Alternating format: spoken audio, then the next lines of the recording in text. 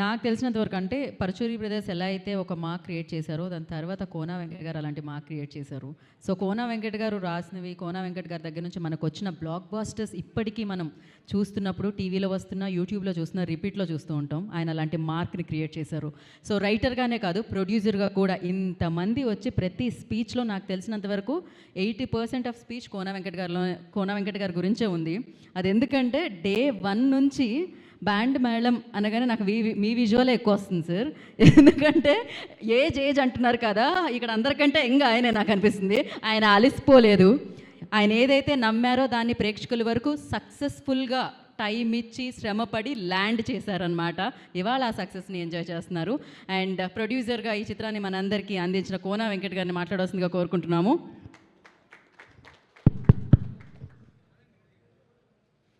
అందరూ అన్నీ మాట్లాడేశారు, అందరూ అంతా చెప్పేశారు.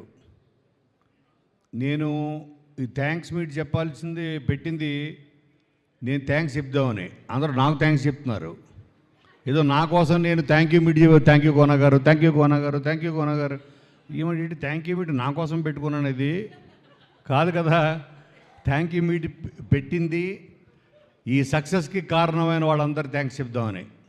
నాకు థ్యాంక్స్ చెప్పమని కాదు, తప్పుగా అర్థం చేస్తున్నారు మీరు అందరూ. బట్ స్టిల్ మీ థ్యాంక్స్ని నేను మనస్ఫూర్తిగా స్వీకరిస్తాను. నేను థ్యాంక్స్ చెప్పాల్సి కదా ఫస్ట్ ఎవరు అక్కడ అరుస్తుంది అక్కడ, రవి ఆపండి. నేను ఫస్ట్ థ్యాంక్స్ చెప్పాల్సింది ఎవరో తెలుసా? ఒక అమ్మాయికి 2 చేతులు లేవు, 2 కాళ్ళు లేవు.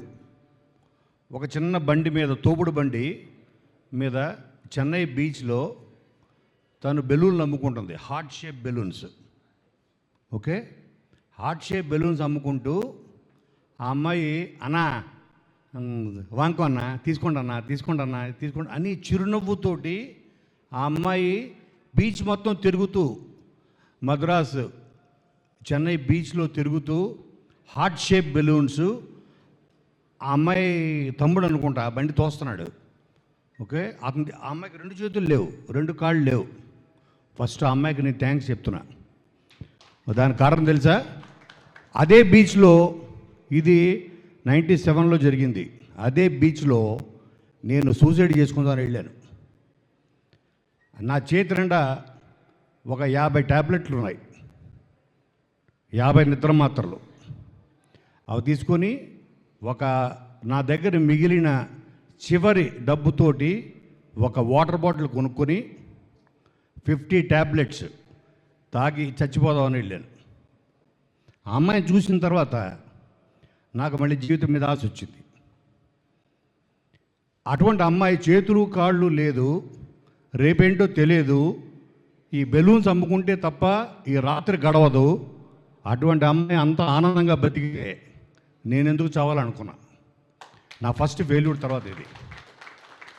ఆ రోజు నేను కనుక ఆ అమ్మాయి నాకు కనిపించి ఉండకపోతే, నేను చూసి ఉండకపోతే ఈరోజు కోనా వెంకట్ లేడు, ఇన్ని సినిమాలు లేవు, ఆ తర్వాతే నేను ఒక రైటర్గా మారా. ఆ తర్వాతే ఒక అమ్మానంతమ్మ రాశా, వెంకీ రాశా, ధీ రాశా, రెడ్డి రాశా, దూకుడు రాశా, ఎన్నో రాశా, అదూర్చ రాశా. ఇన్ని సినిమాలకు కారణం ఆ అమ్మాయి కోసం. తర్వాత నేను సక్సెస్ అయిన తర్వాత ఆ బీచ్లో ఎదుక్కుంటూ వెళ్ళా. ఎన్నోసారి వెళ్ళినప్పుడల్లా నేను బీచ్కి వెళ్ళేవాడిని. ఏంటి, ఆ అమ్మాయి నా దృష్టిలో దేవత, నా ప్రాణం కాపాడిన దేవత. ఆ అమ్మాయి కోసం ఎత్తుక్కుంటూ వెళ్ళా. నాకు ఎప్పుడు కనపడలేదు. నేను కొన్ని స్టోరీస్ వినేవాడిని. సాయిబాబా గుడికి వెళ్ళినప్పుడు, షిరిడీకి వెళ్తున్నప్పుడు దారిలో ఏవో కొన్ని చమత్కారాలు బాబా రూపంలో వచ్చారని అలా చాలామంది చెప్పుకుంటారు కదా భక్తులు. అలాగా నన్ను కాపాడడం కోసం నీవు ఒక కారణ జన్ముడురా, నీకు అప్పుడు టైం అయిపోలేదు భూమి మీద, నువ్వు చాలా చెయ్యాలి, నువ్వు చాలామంది నీకోసం ఎదురు చూస్తున్నారు, నువ్వు వాళ్ళకి అవకాశం ఇవ్వాలి, వాళ్ళ టాలెంట్ని నువ్వు గుర్తించాలి అని ఆ అమ్మాయిని పంపించాడేమో అనుకున్నా. మళ్ళీ నేను బ్యాక్ వచ్చా. నేను ఇచ్చిన ఆ తర్వాత ఎంతోమంది గొప్ప గొప్ప గొప్ప దర్శకుల్ని, ఈరోజు గొప్ప దర్శకులు ఎంతోమంది మంచి దర్శకుల్ని నేను పరిచయం చేసే అవకాశం దొరికింది. వాళ్ళు కూడా ఉండేవాళ్ళు కాదేమో. ఒక శివ నిర్మాణ అవ్వచ్చు, ఎంతోమంది ఫస్ట్ ఫిలిమ్స్కి ఓ బాబీ కొల్లి అవ్వచ్చు, హరీష్ శంకర్ అవ్వచ్చు, ఎంతోమంది, ఈరోజు సతీష్ జవ్వాజీ. సో ఆ రోజు నేను ముందుగా ఆ అమ్మాయికి థ్యాంక్స్ చెప్దాం అనుకుంటున్నాను. ఆ అమ్మాయి ఈ రోజుకి నాకు కనపడలేదు. అయితే సినిమా అన్నది ఇప్పుడు వీళ్ళందరూ చూస్తున్నారు కదా, వీళ్ళందరి నేను ఒకళ్ళని ఇవాళ సక్సెస్ మీట్ పెట్టడానికి కారణం ఏంటంటే, నేను కళ్ళతోటి మేమందరం, నేను వీళ్ళని ఎందుకు తీసుకెళ్ళానంటే ప్రతి థియేటర్కి తీసుకెళ్ళా, 2 రాష్ట్రాల్లో ప్రతి ఆల్మోస్ట్ అన్ని ఊళ్ళు తిప్పాం. ఎందుకంటే నా కంటెంట్ మీద ఉన్న ఒక నమ్మకం, ఆ నమ్మకమే విజయం. అది మీరు కూడా చూడండి. వీళ్ళ కళ్ళతో చూశారు. వీళ్ళందరూ ఇందులో పనిచేసిన వాళ్ళందరినీ తీసుకెళ్ళా, మ్యాక్సిమం అందరినీ తీసుకెళ్ళా, సతీష్ని అందరిని తీసుకెళ్ళా. మీరు డిప్రెస్ అవ్వద్దు, okay? Depression is the biggest disease, okay? మనల్ని 10 మంది చప్పట్లు కొడితే ఒక్కడు ఉంటాడు, ఎవడో ఒకడు బ్యాక్ లాగేవాడు. మీరు వాడిని పట్టించుకోవద్దు. ఆ 9 మందిని చూడండి, ఆ 9 మంది ఎంత వాళ్ళ కళ్ళల్లో ఆనందం చూడండి. సో వాళ్ళ కోసం మన సినిమా చేసాము అన్న ఆనందంతో. ఎందుకంటే సినిమాకి చాలా, ఒక సినిమా అంటే దానికి చాలా శత్రువులు ఉంటాయి. మొన్న చెప్తున్నారు, సార్ రేపు సినిమా రిలీజ్ అవుతుంది మీది, గల్ఫ్లో యుద్ధం జరుగుతుంది కదా, డీజిల్ అయిపోయిందని అందరూ, డీజిల్ అయిపోతుందని బంకుల దగ్గరికి వెళ్ళిపోయారు, అందుకని థియేటర్ రావట్లేదేమో. ఓహో, గల్ఫ్లో అమెరికాను ఇరాను కొట్టుకుంటే మనకేంటారా బ్యాండ్ మేళకు సంబంధం? బ్యాండ్ మేళం కూడా ఎఫెక్ట్ అవుతుంది. అంటే ఎంత సున్నితమైందంటే సినిమా. ఓకే, ఒక చిన్న రూమరు, రేపొద్దు నుంచి లాక్డౌన్ ఏమో అని ఎక్కడో ఎవరో అంటారు సోషల్ మీడియాలో, దెబ్బకి అందరూ మళ్ళీ సూపర్ మార్కెట్లు పరిగెడతారు, ఇక్కడ పరిగెడతారు, పెట్రోల్ బంక్, సినిమా ఎఫెక్ట్ అవుతుంది. ఓకే, అలాగే పైరసీ, పక్క లాంగ్వేజ్ సినిమాలు, మనం ఎంచుకున్న డేటు, ఎన్నో ఎన్నో ఎన్నో ఫ్యాక్టర్స్ ఓ సినిమాని హిట్ని దాని భవిష్యత్తుని డిసైడ్ చేస్తాయి. ఓకే, ఎన్నో హడ్డుల్స్ దాటుకొని 100 హడ్డుల్స్ ఉంటాయి. ఓకే, దాంట్లో మళ్ళీ పైరసీలు ఉంటాయి, ఎన్నో ఉంటాయి. అన్నీ దాటుకొని పక్క సినిమా రిలీజులు, డబ్బింగ్ సినిమాలు, ఇవన్నీ మన సినిమాకి ఎన్నో అడ్డంకులు దాటుకొని నేను రాత్రి ఎక్కువ చూసేది నేషనల్ జియోగ్రఫిక్ ఛానల్ చూస్తుంటా. అవి ఏం చూస్తాను, అందులో నాకు బాగా నచ్చేది ఏంటంటే, నేను ఒక చిన్న వీడియో చెప్తా మీకు, మీరు కూడా చాలామంది చూసే ఉంటారు. ఓకే, ఒక డియర్, ఒక జింక చెరువు దాటుతూ ఉంటుంది. ఆ చెరువు నిండా ముసళ్ళే, అవి ఒక 10-20 ముసళ్ళు దానంట పడుతుంటాయి. ఇదేమో ఈత్తు ఉంటుంది. అది వెళ్ళే లోపల పట్టుకోవాలని ఈ 10 క్రోకోడైల్స్ 10-20 మొత్తం దాని వెంట పడుతుంటాయి. వీటన్నిటిని తప్పించుకొని ఒడ్డుకు చేరాలి అని. సో నేను కూడా చూస్తున్నప్పుడు అది చేరుతుందా లేదా, ఒక్క కాలు పట్టుకున్న చాలు, ఒక్క ముసలి అటన్నిటిలో అది ఆన్ ద స్పాట్ డెడ్. ఇవన్నీ దాటుకొని ఒడ్డుకు వెళ్ళిందా, దాని లైఫ్ ఇవాళ ఒడ్డుకు చేరింది బ్యాండ్ మేళం, అదే దుప్పిలాగా. దీనికి కారణం డెఫినెట్గా నెంబర్ 1 to నెంబర్ 10 ఆడియన్స్, ప్రేక్షకులు. మేము వచ్చినప్పుడు థియేటర్కి మీ కళ్ళల్లో చూశాను నేను, మీ కళ్ళల్లో ఆ సాటిస్ఫాక్షన్, మీరు ఈ సినిమా ద్వారా మీకు ఈ సినిమా ఇచ్చిన సాటిస్ఫాక్షన్, ఆనందం, ఎమోషన్ అన్నీ మీ ఐస్లో నేను మిమ్మల్ని చూస్తూ ఉన్నాను. అదే సక్సెస్. అలాగే నేను థ్యాంక్స్ చెప్పాల్సింది, కరెక్ట్ చెప్పాడు రోషన్, సురేష్ బాబు గారు, జగదీష్, వాళ్ళ ప్లానింగ్. అంటే ఒక కొత్త సినిమా, చిన్న సినిమా అవ్వచ్చు. నేను పెద్ద హీరోల సినిమా ఎన్నో రాశాను, ఎన్టీఆర్కి 4 ఫిలిమ్స్ రాశాను, రవితేజ్కి ఎన్నో సినిమాలు రాశాను, మహేష్ బాబుకి రాశాను. కానీ ఇటువంటి వాళ్ళకి చేసినప్పుడు ఎక్కువ శ్రమ పెట్టాలి. వాళ్ళకి నేను పెద్ద పెట్టక్కర్లేదు, ఒక 4 పంచులు వేస్తే చాలా అయిపోయింది. నాకు పంచులు, మంచి డైలాగ్స్, మంచి ట్విస్టులు, ఆ సినిమాని ఆడియన్సే మోసుకుంటూ తీసుకెళ్ళిపోతారు. 10% బాగున్నా, కానీ వీళ్ళది 100% బాగుండాలి. 100 అంటే వీళ్ళకి ఎక్కువ శ్రమ పెట్టాలి. అందుకని ఈరోజు వరకు నేను కేవలం వీళ్ళందరి జీవితాలు ఇప్పుడే స్టార్ట్ అయ్యాయి. ఓకే, ఎస్పెషల్లీ మా రోషన్, మా శ్రీదేవి, ఇక్కడ చేసిన ఫ్రెండ్స్ క్యారెక్టర్స్ వీళ్ళందరూ ఇందులో పనిచేసిన టెక్నీషియన్స్, ఇందాట కొరియోగ్రాఫరు, ఈ సినిమాకి ఫస్ట్ సాంగ్తో ఊపించిన రాము రాథోడ్. ఆ సాంగ్ సినిమా తీసుకెళ్ళింది ఫస్ట్. వీళ్ళందరికీ థ్యాంక్స్ చెప్పాలి. అలాగే జగదీష్, సురేష్ ప్రొడక్షన్స్. ఎంత మారుమూల నార్త్ ఇండియాలో నాకు శ్రీదేవి వాళ్ళ కజిన్ సూరత్లో మొన్న సినిమా చూసిందంటే నేను షాక్ అయ్యా. సూరత్లో కూడా సినిమా రిలీజ్ అయింది. సూరత్లో సినిమా రిలీజ్ అయ్యి అక్కడ కూడా ఆల్మోస్ట్ హౌస్ఫుల్స్ అని తను ఫోన్ చేస్తే నేను ఆశ్చర్యపోయాను. అంత మూలకు కూడా తీసుకెళ్లారు సురేష్ ప్రొడక్షన్స్, ఏషియన్ సురేష్ వాళ్ళు. ఇంకా అంతకన్నా ద బెస్ట్ జాబ్ నేను ఎక్కడ చూడలేదు. అంటే ఇట్స్ ఎ సేఫ్ హెవెన్ వాళ్ళ ఎందుకంటే ఆయన సినిమా చూశాడు. సురేష్ బాబు గారు సినిమా చూసి ఓకే దీన్ని ప్రాపర్గా ప్లానింగ్ చేసి జగదీష్ గారి చేతిలో పెట్టి ప్రతి కొత్త ప్రొడ్యూసర్కి ఓహో వీళ్ళు సేఫ్గా ప్లానింగ్ చేస్తారు. ఈ సినిమా కొనడానికి చాలామంది ముందుకు వచ్చారు కానీ ఎవరికి అమ్మలేదు. నేను ఎందుకు అమ్మలేదంటే ఈ సినిమా మీద ఉన్న నమ్మకం ఒకటైతే నేను 10 మంది ఇప్పుడు నేను చెప్పా కదా ఇందాట క్రొకడైల్స్ అని, వీటన్నిటిని దాటుకుని వెళ్తుందా లేదా, ఆ తప్పు జింకది కాదు. ఒకవేళ వాళ్ళ చేతికి చిక్కితే ఆ తప్పు జింకది అవ్వదు, ఆ క్రొకడైల్స్దే అవుతుంది. అటువంటిది నేను ఒక డిస్ట్రిబ్యూటర్ చేతి ఎందుకు పెట్టడం, ఒక్క సురేష్ బాబు గారు నమ్మి, సురేష్ ప్రొడక్షన్స్, ఏషియన్ సురేష్ నమ్మి వాళ్ళ చేతిలో పెట్టే లాభమో నష్టమో వీళ్ళు చూసుకుంటారని. అందుకని ఫస్ట్ తర్వాత థ్యాంక్స్ చెప్పాల్సింది వాళ్ళకి. అలాగే కోనా అంటే నా ఇంటి మనిషి అని ఈ సినిమాని బ్లెస్ చేయడానికి, యంగ్ యాక్టర్స్ని, కొత్త యాక్టర్స్ అందరిని బ్లెస్ చేయడానికి వచ్చిన ప్రతి వాళ్ళకి వివి వినాయక్, బాబీ, విజేంద్ర ప్రసాద్ గారు, అలాగే నా ఆప్తమిత్రుడు త్రివిక్రమ్ శ్రీనివాసు, ఎంతోమంది, అలాగే నాకు దైవ సమానులైన చిరంజీవి గారు, వీళ్ళందరూ ఈ సినిమా వెనకాలండి నాకు ధైర్యాన్ని ఇచ్చారు. నాకు కాదు వీళ్ళకి ధైర్యాన్ని ఇచ్చారు. వీళ్ళందరికీ థ్యాంక్స్ చెప్పాలి. కాబట్టి మీ అందరికీ ప్రేక్షకులు నేను చెప్పేది ఏంటంటే ఓకే మీరు అంటే ఇప్పుడు ఎవరి జాబ్ వాళ్ళు చేశారు, మనం ఒకళ్ళని నిందించకూడదు. ఎవరి జాబ్ వాళ్ళు చేశారు. మీ జాబ్ మీరు పర్ఫెక్ట్ చేశారా? మీరు చేశారు. డైరెక్టర్గా సతీష్ తన జాబ్ పర్ఫెక్ట్గా చేశాడా? 100% పర్ఫెక్ట్గా చేశాడు. అలాగే శివ యాజ్ అన్ ఎడిటర్ ఎన్ని రాత్రులు పడుకోకుండా పనిచేశాడో నాకు తెలుసు. ఎన్ని రాత్రుళ్ళు నాకు తెలుసు. ఆఫీసులోనే కాపురం పెట్టాడు.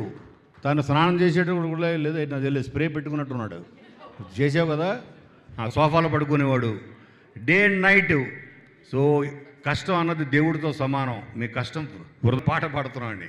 బొంబాయికి పోదునంట దాని మనసు అని ఆ లిరిక్ని ప్రాక్టీస్ చేయించి తను వేరే షూటింగ్లో ఉంటే రాజమండ్రిలో లిరిక్ పంపించి నువ్వు రాగానే పాట పాడుతున్నావు అంటే మదీన్ అనే మ్యూజిక్ డైరెక్టర్ దగ్గరికి పంపించి తన చేత పాట పాడించా.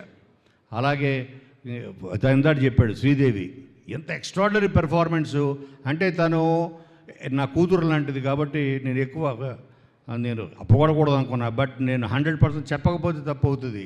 చిన్న ఎక్స్ప్రెషన్స్ రవి చాలా బాగా గమనించారు, చాలా బాగా గమనించాడు. ఎస్పెషలీ క్లైమాక్స్లో ఓకే తను నాకు తెలుసు ఏంటిది యాక్టింగ్ అని మానిటర్ దగ్గర కూర్చుంటే నాకే ఏడుపు వచ్చేసి పక్క వెళ్ళిపోయాను. ఓకే నేను చూడలేక ఆ బాధని. ఈ సినిమా అని తెలుసు, జరుగుతున్న షూటింగ్ అని తెలుసు, కానీ అవన్నీ అసలు యాక్టింగ్ అంటే ఏంటి చెప్పిన ఒక్క మాటలో, acting is about not acting.